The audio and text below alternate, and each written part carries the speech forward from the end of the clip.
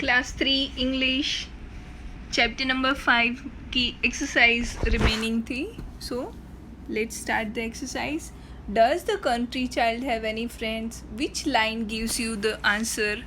तो क्या country child को कोई फ्रेंड था? उसका आंसर कौन सी लाइन में हमको मिलता है? No, the country child does not have any friends. The line there is no one to play with, जो पोएम में जो लाइन है there is no one to play with, उससे हमको हमारा आंसर मिलता है, gives us the answer. Question number B. Where does the country child want to live? What does he want to C?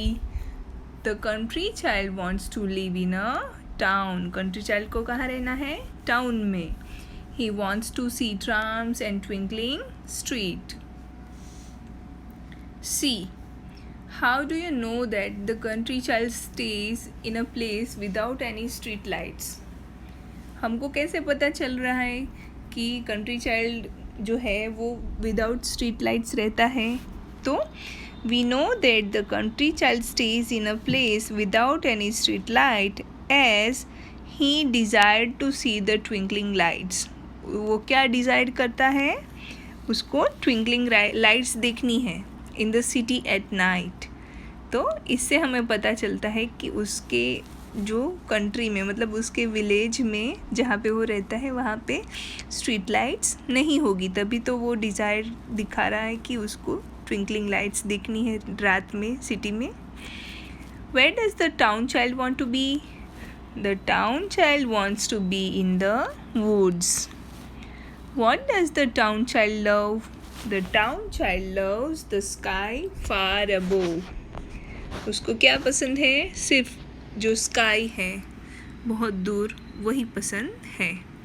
Second question है, fill the boxes and complete the information using the words, phrases, sentences from the poem.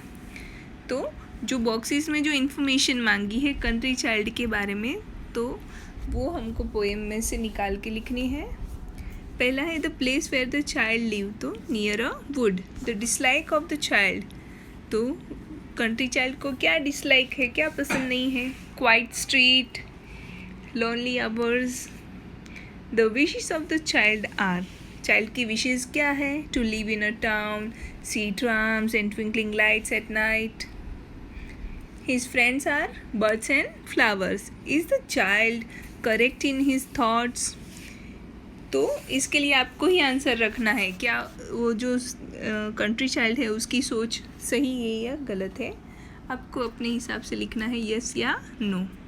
The best line in the poem is, तो इस poem में best line कौन सी लगती है? The lanes are so quiet. Now about town child, तो the place where the child live in the town in a street. The dislikes of the child, noise and smoke.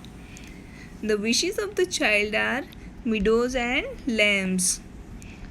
The only thing that the child like is the sky. Is the child correct in his thoughts? तो यहाँ पे भी आपको town child जो है वो correct है या रॉन्ग है वो आपको ही लिखना है. The best line in the poem is there is plenty of room in the sky. ये हो गया टाउन चाइल्ड के बारे में. नाउ वर्कशीट 1 जो है वो पूरी let us know more about you, मतलब यहाँ पे पूरी इन्फॉर्मेशन आपको अपने बारे में ही लिखना है. Where do you live? How is your neighbourhood? Is it crowded? Do you have many friends in your neighbourhood? Who are the most important people in your neighbourhood? How do they help you? If you are living in a town, have you visited the country side?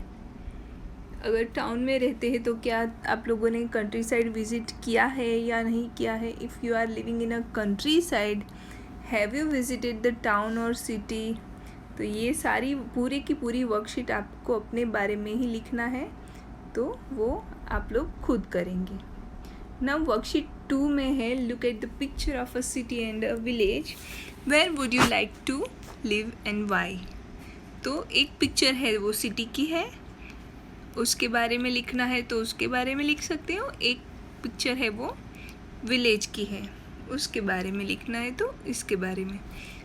फिर integrated activity में है look at the picture and identify the places that you see in your neighbourhood, write the names in the blanks given.